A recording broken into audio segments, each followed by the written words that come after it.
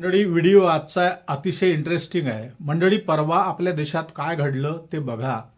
Video भन्नाट आहे, तेवढाच भयंकर आहे, झणझणीत आहे, अगदी सनसणीत आहे. लक्षपूर्वक ऐका शेवटपर्यंत. या देशात हल्ली जे जे होते ते ते पहावे आणि मोदी साहेब म्हणे उगे राहावे. उगे जे जे मिळते तेच तेच खावे, उरल्या वेळेत फक्त प्रभूचे गुण गावे. ढुंगणाला कपडे नाही, पण इथले लफडे संपत नाही, हे लक्षात घ्या. नाही शिक्षण, नाही रक्षण, कोण देईल कधी झोडपा, क्षणात जाईल वरती गचकण, अशी स्थिती झाली आहे, अशी गत आहे. कोर्टाच्या आखाड्यात, गर्दीच्या सपाट्यात फिल्मी स्टाईल फायटिंग. संवाद बघा, संवाद बघा.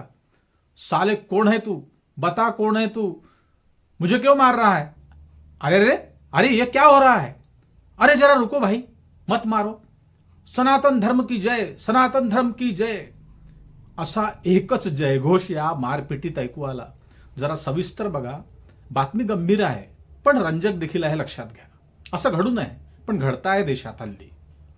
मंडळी, बातमी परवाची आहे. विदर्भाच्या भाषेत ज्याला बतकाळणे म्हणतात, पश्चिम महाराष्ट्रात, आपल्या महाराष्ट्रात ज्याला ठोकणे म्हणतात, मध्य प्रदेशात याच गोष्टीला ज्याला कुटणे म्हणतात, आणि सध्या सरळ अभ्यासाच्या भाषेत ज्याला बेदम मारपीट असं म्हणतात, तो प्रकार भर दिवसा कोर्टाच्या आवारात दिल्ली येथे परवा घडला.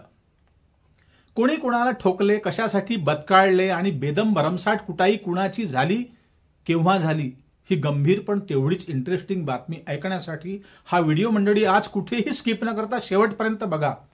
मंडळी, आपल्या पूर्ण लक्षात येईल. नमस्कार, मी रिनेश रंजन. आपण पाहत आहात बातम्यांची बातमी. बातमी शेवटपर्यंत ऐका, बघा. वाचली असेल आपण, बघितली असेल आपण, पण आज बघा सविस्तर काय आहे. मंडळी, आपल्या देशाच्या सुप्रीम कोर्टाचे माजी सरन्यायाधीश कोण, भूषण गवई साहेब यांच्या अंगावर ज्याने बूट फेकून मारला होता, ही बातमी आपण ऐकली, वाचली असेल 2-2.5 महिन्यापूर्वीची. ज्याने बूट फेकून मारला होता त्याच्या विरोधात भूषण गवईंनी काहीही तक्रार पोलिसात तेव्हा केली नव्हती, काहीही कारवाई केली नव्हती. सरकारकडून देखील या प्रकरणाची काहीही चौकशी, साधी चौकशी झाली नव्हती. सरकारही गप होतं. त्यामुळे हा वृद्ध वकील छाती काढून अगदी आनंदात या देशात फिरत होता, मनमुरादपणे. जणू मी काही खूप मोठा तीर मारला या आविर्भावात त्याचा अहंकार आकाशाला भिडला होता. मैं माफी नहीं मांगूंगा, मैंने कोई गलत काम नहीं किया. सरन्यायाधीश को जूता मारने के लिए मुझे परमात्मा ने आदेश दिया था, मैं महज साक्षी था, करवाने वाले तो स्वयं भगवान विष्णु थे. उन्होंने बोला था गवई साहब के ऊपर बूट जाके मारो, फेको. मंडळी, स्वतःला सनातनी समजणाऱ्या मूर्खांना खऱ्या अर्थाने देव म्हणजे नेमकं काय, ईश्वर म्हणजे नेमकं काय, हे कळलंच नाही आणि कळणारही नाही हो कधी. त्यामुळे धर्माच्या नावाखाली अमानवीय कृत्य करणाऱ्यांना इथली सजा इथेच भोगावी लागते. जैसा कर्म करेगा वैसा फल देगा भगवान. जो बूट त्या थेरड्याने भूषण गवईंवर भिरकावला होता, तो बूट त्यांच्यापर्यंत पोहोचला नव्हता, हे लक्षात घ्या.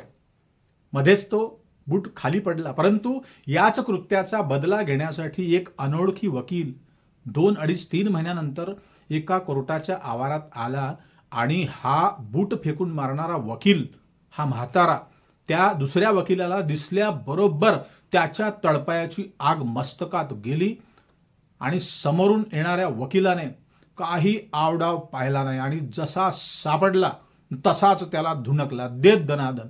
ज्या कळावर हा बुडगा पलटला त्या कळावर त्याने झपाझप चपला हाणल्या. मंडळी, एवढा ठोकला, एवढा ठोकला का गरम फळक्यानं सेकल्याशिवाय त्याला रात्री झोपच लागली नसेल, हे लक्षात घ्या.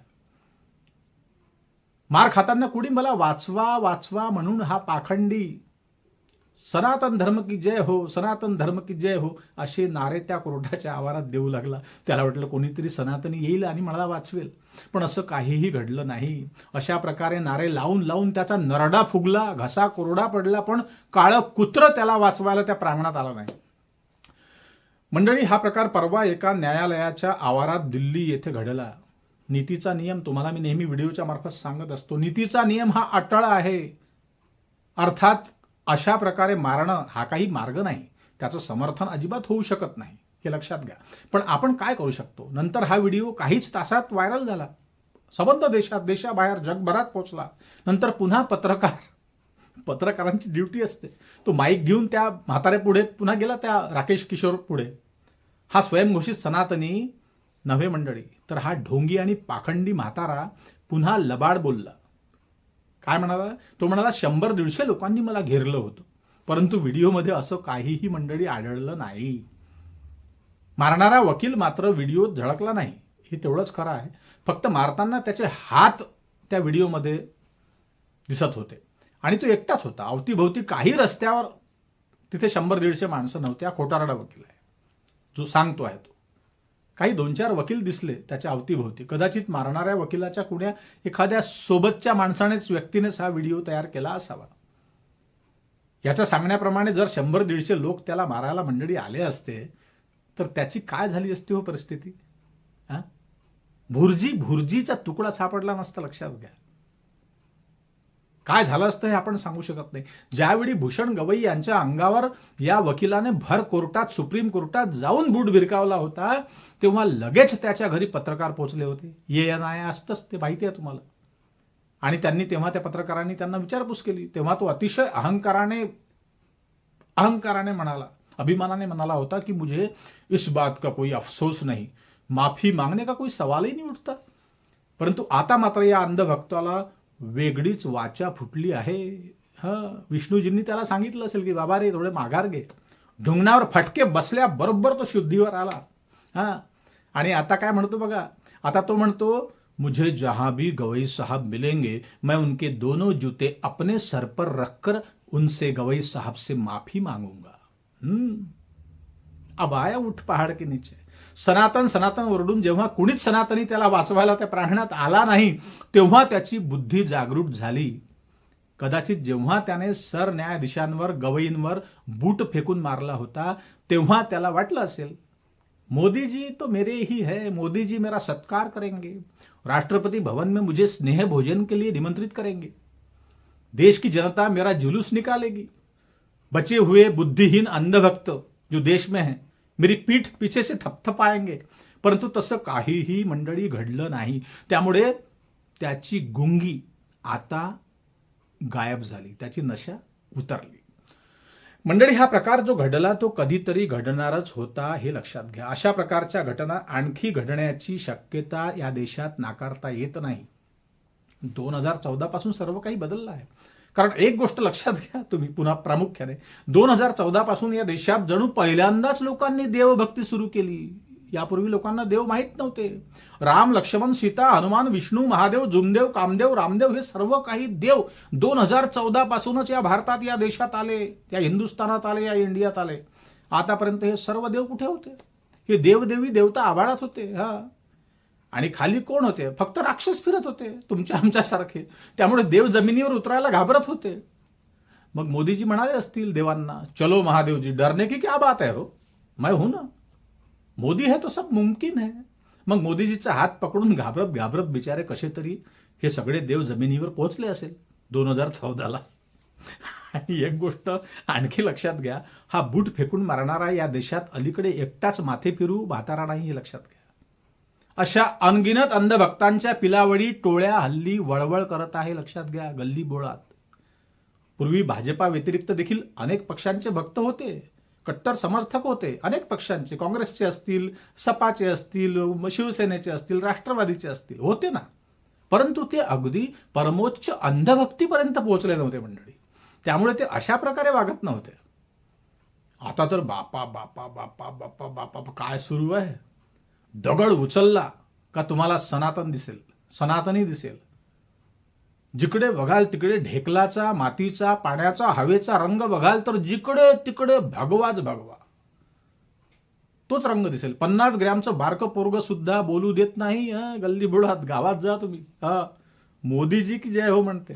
सर्वसामान्य माणसांचे ज्वलंत प्रश्न दडपून ठेवण्यासाठी जी धर्माची, पंथांची, जातीची घुटी या अंधभक्तांना पाजली या सरकारने, ही नशा संपण्याच्या अगोदर हा देश संपेल. लक्षात घ्या, लक्षात घ्या, गंभीर व्हा, हे निश्चित आहे.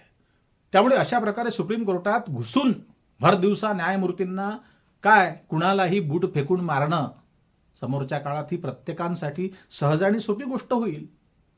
कोई केस नहीं, कोई खटला नहीं, कोई पुलिस नहीं, कोई मसला नहीं, बस राम नाम लेते रहो और प्रभु के गुण गाते रहो. आजादी और आनंद का यही एक निराधार मार्ग खुला रहेगा इस देश में, भारत में, जिसका नाम हिंदुस्तान भी है, इंडिया भी है. मंडळी, असो, तुर्तास थांबतो. जे जे होते ते पाहावे, मोदी साहेब म्हणे उगे राहावे. नेमकं या विषयाबद्दल काय वाटतं ते कमेंटमध्ये नक्की लिहा. मंडळी, आपण जेवढे सुज्ञ आणि विचारवंत नागरिक या देशात हल्ली शिल्लक राहिले आहेत, अपेक्षा फक्त तुमच्याकडूनच आहे आता. आणि आमच्यासारखे लहान मोठे चॅनलवरती आम्ही बडबड करतो, बस तीच बडबड शिल्लक राहिली, ही सुद्धा मोदीजी बडबड बंद करू शकतात आमची, हे लक्षात घ्या. राज्य त्यांचं आहे, राजपाट त्यांचा आहे, देशाच्या कानाकोपऱ्यात भाजपा आहे, मोदीजी आहे. ज्याला जे मनात आलं ते बरडतायत, संसदेत काही बोलतायत, कुठे काहीही बोलतायत. अशी गंमत आपल्या देशात सुरू आहे. मंडळी, थोडे जागे व्हा आणि हा व्हिडिओ व्हायरल करा. जास्तीत जास्त लोकांपर्यंत हा व्हिडिओ, नातेवाईकांना, तुमच्या सहकाऱ्यांना, तुमच्या कर्मचाऱ्यांना, ऑफिसच्या पाठवा. हा व्हिडिओ व्हायरल करा. लोकांना जागरूक करणं अतिशय गरजेचं झालं आहे. मंडळी, आपल्या चॅनलवर नवीन असाल तर सबस्क्राईब करायला विसरू नका आणि जास्तीत जास्त लोकांपर्यंत हा व्हिडिओ आवर्जून पोहोचवा. लाईक करायला विसरू नका. मंडळी, पुन्हा भेटू नवीन विषयावर बोलण्यासाठी नव्या दिवशी नव्या दमानं. तोपर्यंत नमस्कार. जय हिंद, जय महाराष्ट्र.